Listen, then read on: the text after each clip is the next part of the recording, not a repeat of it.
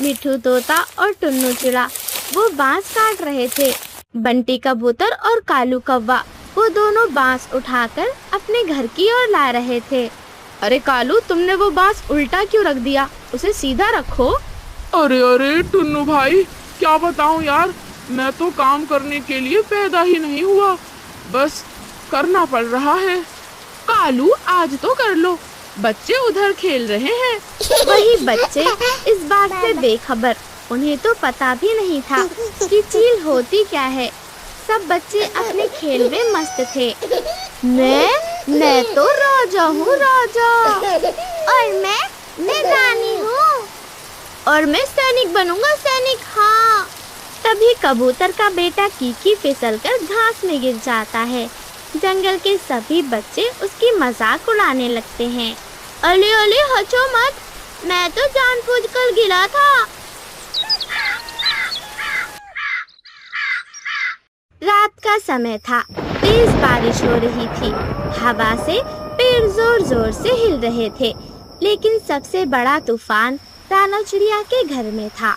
उसकी सास गुस्से से आग बबूला थी। अरे पूरे 5 साल हो गए हैं शादी को, पूरे जंगल में सबके बच्चे हैं, बस एक तू ही खाली बैठी है, कलमुही कहीं की। माँ जी, मैं क्या करूँ, मैं भी माँ बनना चाहती हूँ, लेकिन ये सब तो भगवान के हाथ में है। अरे बस बहुत हुआ, चल निकल जा मेरे घर से। तभी टुन्नू चिड़ा उड़ता हुआ वहाँ आता है।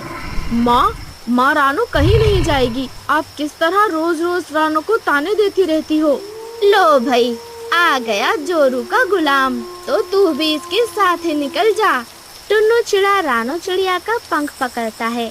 चलो रानो, जहाँ प्यार होगा अब घर भी वही होगा। लेकिन टुन्नू जी, हम माँ जी को छोड़कर कहाँ जाएंगे?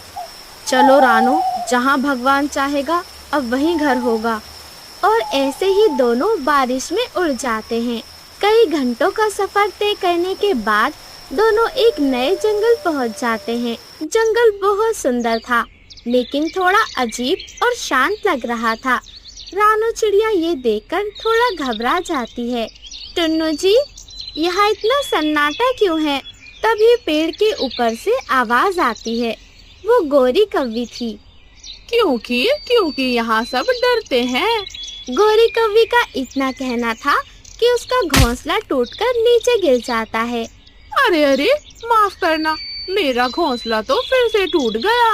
अरे कौवी बहन, क्या आपका घोंसला हमेशा टूटता रहता है? हाँ चिड़िया बहन, घोंसला भी और मेरी किस्मत भी। तभी रानो चिड़िया ने गोरी कौवी को गौर से देखा। उसने देखा कि गोरी कौवी माँ बनने वाली थी। कौवी बहन, क्या आप माँ बनने वाली हैं? आप डर रही हो? गोरी कौवी का चेहरा उदास हो जाता है। हाँ चिड़िया बहन, मैं डर रही हूँ, क्योंकि डर की वजह है, इस जंगल में दूर पहाड़ों पर माही चील रहती है, जिससे पूरा जंगल डरता है। गोरी कौवी का इतना कहना था कि अचानक आसमान काला हो जाता है। सारे पक्षी डरकर अपने घोंसलों में छिप जाते हैं। तभी माही चील बड़े बड़े पंखों के साथ नीचे उतरती है। वो सीधे कालू कौवे को अपने पंजों में पकड़ लेती है और तेजी से उड़ान भरती है। कालू जी गई, वो दुष्ट चील मेरे कालू जी को ले गई। अरे वाह वाह, आज तो मजेदार खाना मिला है। माही चील कालू को लेकर अपने घोंसले में पहुंच जाती है। वहां उसका गरीब पति पहले से बैठा हुआ था। माही, तूने मुझे इस अमीर चील के लिए धोखा दिया? हाँ दिया, क्योंकि मैं गरीब नहीं रहना चाहती। दोनों पति पत्नी आपस में लड़ने लग जाते हैं। कालू कौवा इस मौके का फायदा उठाता है और वहाँ से चुपचाप उड़ जाता है। तभी रास्ते में उसे टुन्नू चिड़ा और मिठू तोता मिल जाते हैं। अरे कालू भाई, हम बस तुम्हें ही बचाने आ रहे थे। शुक्र है तुम बचकर भाग आए। अरे तोते भाई, पहले घर चलो, मेरी तो जान निकल रही है। और फिर वो तीनों घर वापस लौट आते हैं। अगली सुबह कालू कौवा पेड़ के नीचे छांव में आराम से सो रहा था। गोरी कौवी अपना घोंसला बना रही थी। कालू मैं घोंसला बना रही हूँ और तुम सो रहे हो?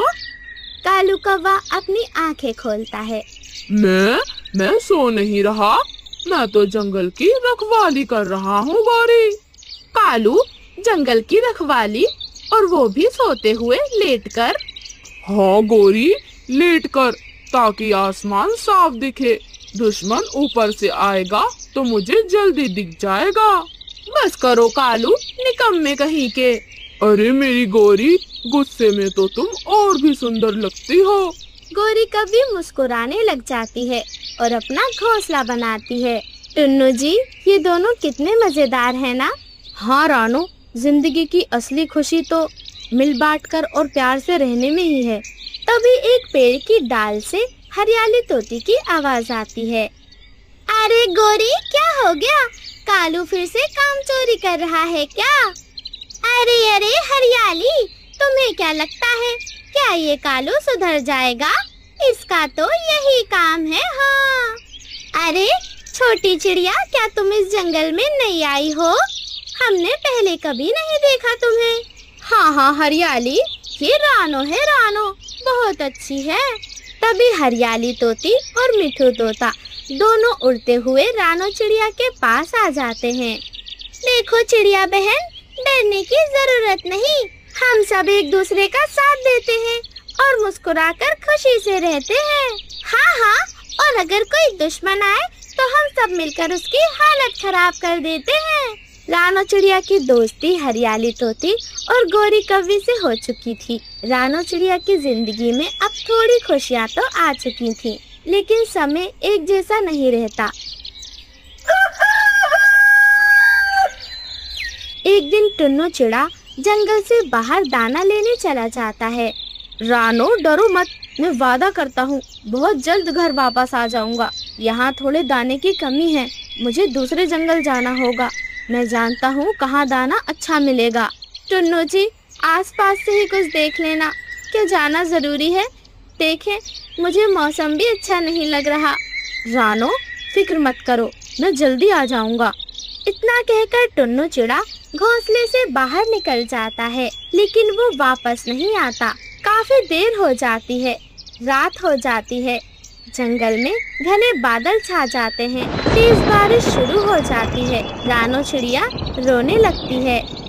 हे भगवान, टुन्नू जी आप कहाँ हो? भगवान जी, मेरे टुन्नू जी की रक्षा करना।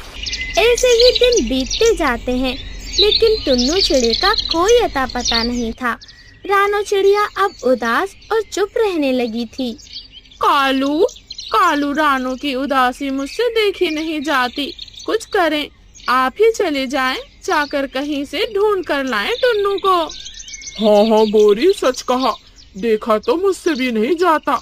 चलो रानो बहन को तसल्ली देते हैं और मैं आज ही जाऊंगा टुन्नू को ढूंढने। कालू कौवा और गौरी कौवी उड़ते हुए रानो चिड़िया के पास जाते हैं। रानो चिड़िया उदास बैठी थी। रानो बहन, चिंता मत करो, मैं अभी जाता हूँ और टुन्नू को ढूंढ कर लाता हूँ। तुम्हें फिक्र करने की जरूरत नहीं, जब तक तुम्हारा भाई जिंदा है। कालू, क्या आप सच में जाओगे? हाँ गौरी, अब मैं पहले वाला आलसी कौवा नहीं रहा, मैं जाऊंगा और रानो बहन के पति को ढूंढ कर लाऊंगा।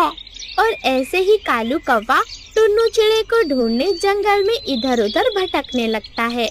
जंगल में उसका सामना एक सांप से होता है, लेकिन कालू कौवा उस सांप को बहला फुसलाकर अपनी जान बचाकर वहाँ से निकल जाता है। आगे उसे एक लोमड़ी मिलती है, वो उससे भी बचता हुआ आखिरकार वहाँ पहुँच जाता है, जहाँ टुन्नू चिड़ा अधमरी हालत में पड़ा था।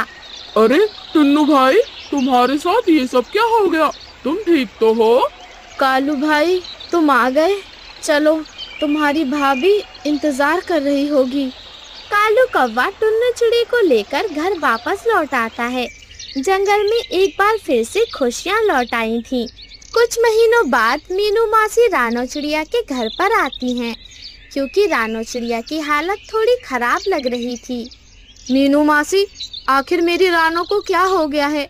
अजीब सी रहती है, ना कुछ खाती है ना पीती है। कृपया देखकर बताओ, क्या हमें इसे किसी को दिखाना चाहिए? क्या इसे हम डॉक्टर के पास लेकर? अरे बेटा, चिंता वाली कोई बात नहीं, खुशखबरी है खुशखबरी। रानो बिटिया, तू माँ बनने वाली है, हाँ, और टुन्नू तू पिता। इतना सुनकर रानो चिड़िया की आंखों से आंसू निकल पड़े। जंगल में अब खुशियों का माहौल था। दिन बीतते गए। रानो चिड़िया ने अंडे दिए। गौरी कौवी, हरियाली तोती सब उसका खूब ख्याल रखती। जंगल में सब प्यार से रहते। रानो ने इतना प्यार पहले कभी नहीं देखा था। रानो बहुत खुश थी।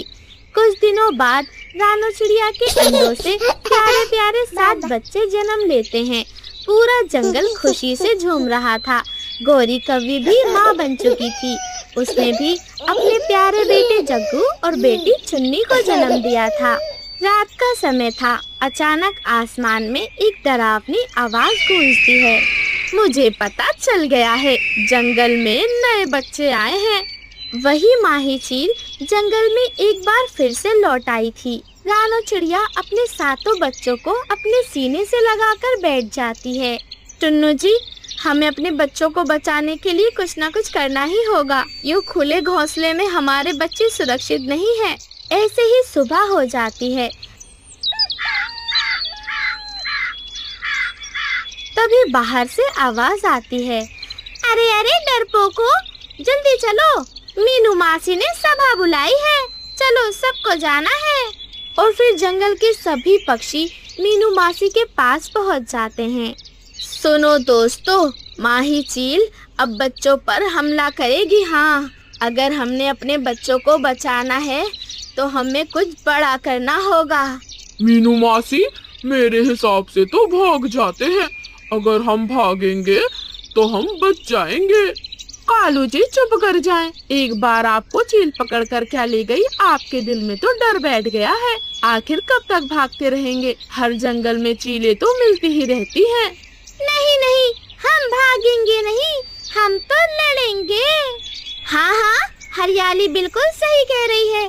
मीनू मासी, अगर हम ऐसा घर बनाएं जिसे माही तोड़ ही ना सके, तो सोचो, हम भी सुरक्षित, घर भी सुरक्षित और बच्चे भी सुरक्षित। बिल्कुल सही कहा, मैं यही करना चाहती थी। अब मेरी बात गौर से सुनो। हम बच्चों के लिए 3 मंजिला मजबूत घर बनाएंगे, जो हरी घास, मोटी बेलों और मजबूत बांसों से बना होगा। मीनू मासी बिल्कुल सही कह रही हैं। टुन्नू जी, अगर हम ऐसा घर बनाएं जो बहुत मजबूत हो, तो हम सब सुरक्षित रह सकते हैं। हाँ हाँ, मेरा तजुर्बा कहता है वो घर इतना मजबूत होगा कि माही भी उसे तोड़ नहीं सकेगी। अगली सुबह पूरा जंगल काम में लग गया। मिठू तोता और टुन्नू चिड़ा वो बांस काट रहे थे। बंटी कबूतर और कालू कौवा वो दोनों बांस उठाकर अपने घर की ओर ला रहे थे। अरे कालू, तुमने वो बांस उल्टा क्यों रख दिया? उसे सीधा रखो। अरे अरे टुन्नू भाई, क्या बताऊं यार, मैं तो काम करने के लिए पैदा ही नहीं हुआ, बस करना पड़ रहा है। कालू, आज तो कर लो, बच्चे उधर खेल रहे हैं। वही बच्चे इस बात से बेखबर, उन्हें तो पता भी नहीं था कि चील होती क्या है। सब बच्चे अपने खेल में मस्त थे। मैं तो राजा हूँ, राजा। और मैं रानी हूँ। और मैं सैनिक बनूंगा, सैनिक। हाँ। तभी कबूतर का बेटा कीकी फिसलकर घास में गिर जाता है। जंगल के सभी बच्चे उसकी मजाक उड़ाने लगते हैं। अले अले, हंसो मत, मैं तो जानबूझकर गिरा था। हाँ कुकू भैया, ये तो जानबूझकर गिरे थे ताकि जमीन को चोट न लग जाए।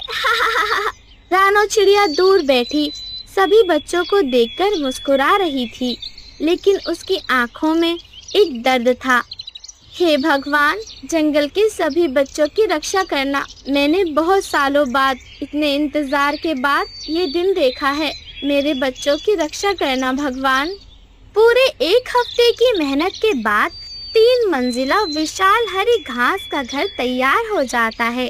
वो मजबूत था, देखने में सुरक्षित और खूबसूरत भी था, जैसे जंगल का कोई महल हो। अरे वाह मम्मा, ये तो पूरा का पूरा महल लग रहा है। हाँ जग्गू, महल क्यों नहीं लगेगा, आखिर मैंने बनाया है, मेरा पूरा योगदान है इस घर को बनाने में।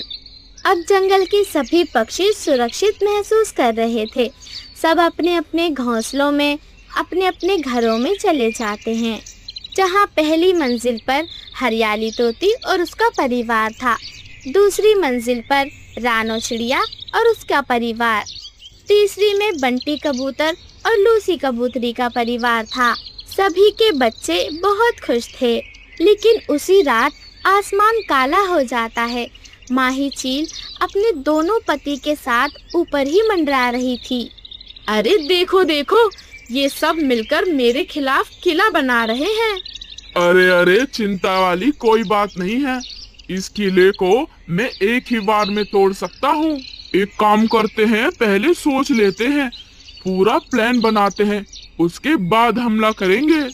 अरे प्लान क्या बनाना, मैं तो एक ही बार में तोड़ दूंगा इसे। अरे चुप कर जाओ तुम दोनों, चलो अब हमला करो। तीनों तेजी से नीचे उतरते हैं। माही चील और उसके दोनों पति घर पर जोर से हमला करते हैं, लेकिन घर हिलता भी नहीं है। माही चील हैरान हो जाती है। ऐसा कैसे हो सकता है? आखिर पक्षियों ने ऐसा ही क्या बना लिया है जिसे हम हिला भी नहीं पा रहे? सभी बच्चे आराम से अंदर खेल रहे थे। अरे अरे, लगता है बाहर कोई नारियल फोड़ रहा है।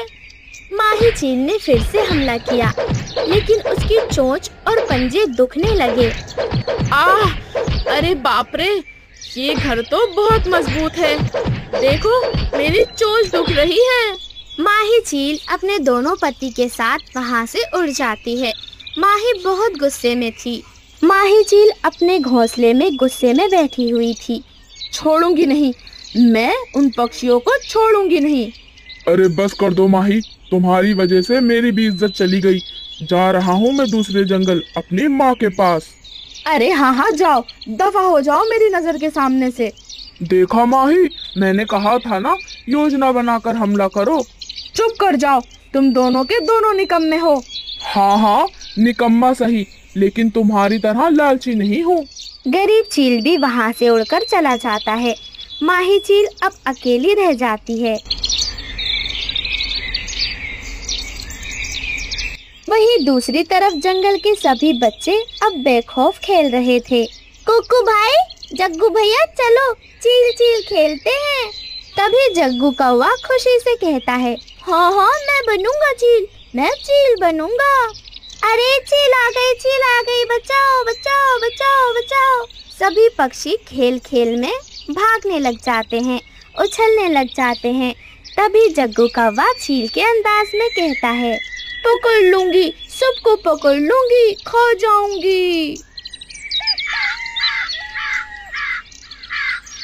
मीनू मासी जंगल के सभी बच्चों को अपने पास बिठाती हैं। देखा बच्चों, हमने क्या सीखा कि मुश्किल समय में भी हार नहीं माननी चाहिए। रानो को सबने कमजोर समझा, लेकिन उसने धैर्य रखा और आखिर में उसे सारी खुशियां मिली। हमेशा याद रखना, अकेला इंसान जल्दी डर जाता है, लेकिन जब सब मिलकर साथ खड़े हों तो जंगल का सबसे बड़ा दुश्मन भी हार जाता है। बच्चों, कभी किसी का मजाक मत उड़ाओ, किसी को छोटा मत समझो और मुसीबत में अपने दोस्तों और परिवारों का साथ मत छोड़ो। सच्ची ताकत लड़ाई में नहीं, बल्कि प्यार और एकता में होती है।